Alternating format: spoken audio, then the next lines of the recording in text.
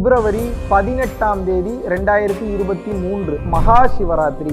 இந்த அற்புதமான நாளை தவற விட்டு விடாமல் நீங்கள் பயணம் செய்யும் போது உங்கள் வாழ்க்கைக்குண்டான அனைத்து அருளாசிகளையும் பெற்று உங்களது கஷ்டங்கள் விலகி உங்களது புண்ணிய ஸ்தலங்களுக்கு உண்டான புண்ணிய வாழ்க்கைக்கு உண்டான அந்த கதவுகள் திறக்கப்படும் என்பதில் எல்லளவு மையமில்லை. ஆன்லைன் ஜூம்ல விருப்பமுள்ள நபர்கள் மிகவும் விரைவாக முன்பதிவு செய்து கொள்ளுங்கள்.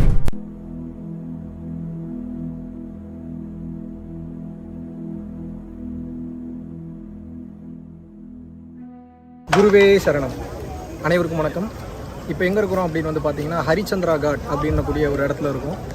ஹரிச்சந்திரா காட்டை பற்றி நிறைய விஷயங்கள் இதுக்கு முன்னாடி காசிக்கு வந்தவங்களுக்கு நல்லாவே தெரியும். ஒரு மனிதன் பிறக்கும்போது என்ன மனநிலையில் இருக்கிறானோ, தெய்வீக ஆற்றலை பெற்று இருக்கிறானோ, குழந்தையும் தெய்வம் ஒன்று சொல்கிறாங்க. அந்த தெய்வீக ஆற்றலை மனம் என்பது செயல்படும் போது கொஞ்சம் கொஞ்சமாக அழித்து விடுகிறது.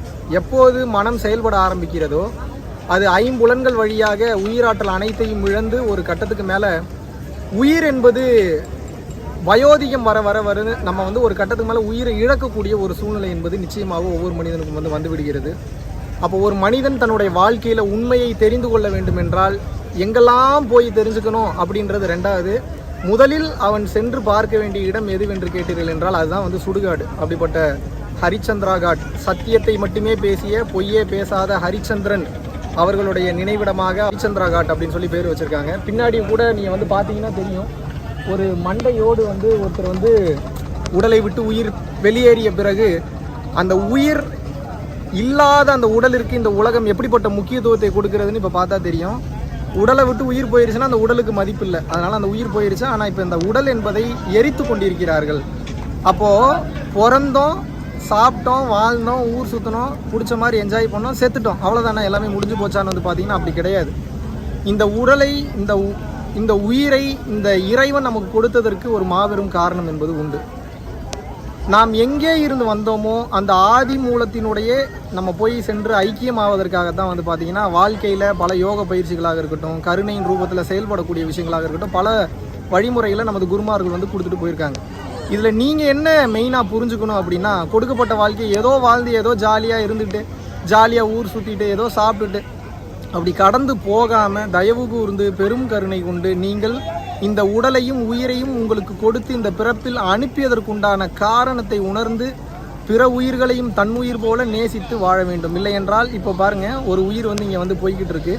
இந்த உயிர் போனதுக்கப்புறம் இந்த உடலை எரிச்சுக்கிட்டு இருக்காங்க. இந்த உடலை எரித்ததுக்கப்புறம் இப்போ இந்த உயிர் இங்கே தான் சுற்றிக்கிட்டு இருக்கும். மறுபடியும் இந்த உயிரானது மறுபடியும் பாடி கிடைக்கிறதுக்கு எத்தனை வருஷம் ஆகுது அப்படின்றதும் உங்களுக்கு தெரியாது.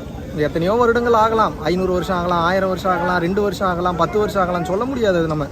அது இறைவனின் கணக்கை பொறுத்தது. அப்போது கிடைக்கப்பட்ட வாய்ப்பை மிக சரியாக பயன்படுத்தி இந்த பிறப்பு மற்றும் இறப்பு எனும் பெரும் சுழற்சியிலிருந்து நாம் தப்பிக்க வேண்டும். உங்களுக்கு இப்போ கண்ணுக்கு தெரியாதனால தெரியல, இந்த உடலை விட்டு இப்போ உயிர் வெளியேறினதுக்கப்புறம் இந்த ஆன்மாவானது இப்போ இந்த உடலை பார்த்துட்டு தான் இருக்கும். தலையில் தட்டிட்டு கதறிக்கிட்டு அழுதுகிட்டு இருக்கும். எப்படி அழுதுகிட்டு இருக்கும் அப்படின்னு பார்த்தீங்கன்னா, ஐயோ போச்சு, ஐயோ போச்சு, அப்போ இவ்வளோ நாள் நான் உடல் இல்லையா, இவ்வளோ நாள் நான் உடல் நினச்சிட்டு இருக்கேனே அப்படின்றதே இந்த ஆன்மாவிற்கு இப்போது தான் தெரியும், புரியும். அதனால் தயவு கூர்ந்து மக்கள் ஆகிய நீங்கள் எதை நினைவில் கொள்ள வேண்டும் என்றால், இறைவன் உங்களுக்கு கொடுத்த உடலையும் இறைவன் உங்களுக்கு கொடுத்த உயிரையும் அகங்காரமின்றி திமிருத்தனம் இல்லாமல் பிற உயிர்களை நேசித்து பிற உயிர்களுக்கு பயனளிக்கக்கூடிய வகையில் வாழ்ந்து எல்லாத்துக்கும் மேலாக எல்லா உயிர்களையும் தன்னுயிர் போல கருதி கண்டிப்பாக கருணையின் ரூபத்தோடு நீங்கள் வாழ வேண்டும். இல்லை என்றால் பிறப்பு இறப்பு என்பது உங்களுக்கு வந்து கொண்டே தான் இருக்கும். ஸோ பிறப்பு மற்றும் இறப்பிலிருந்து நீங்கள் தப்பிக்க வேண்டும் என்றால் கருணையின் ரூபமாக செயல்பட வேண்டும், இறைவனை நம்ப வேண்டும், இறை பாதையில் செல்ல வேண்டும். இல்லை என்றால் இவ்வளோதான் வாழ்க்கை. பாருங்கள்,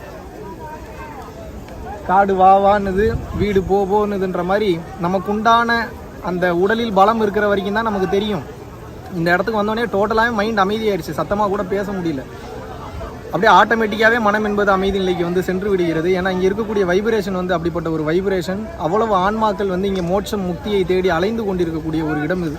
இப்படிப்பட்ட கால சூழ்நிலையில் தயவு கூர்ந்து கொடுக்கப்பட்ட உடலையும் உயிரையும் சரியாக பயன்படுத்தி உடலை விட்டு உயிர் சென்று விட்டது என்றால் சும்மா தான் தெரிஞ்சுட்டு இருக்கணும். பாடி இருந்தால் கூட மோட்ச முக்திக்கு நல்ல செயல்கள் செய்து உயர்ந்த கட்ட நிலைக்கு அடையலாம்.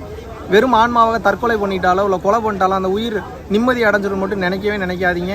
அது பீஸ் அப்படின்ற தன்மையை அடையாது. ஆகையினால தயவு கூர்ந்து கொடுக்கப்பட்ட வாழ்க்கை மிக சரியாக பயன்படுத்தி நீங்கள் மேல்நிலை அடையுங்கள்.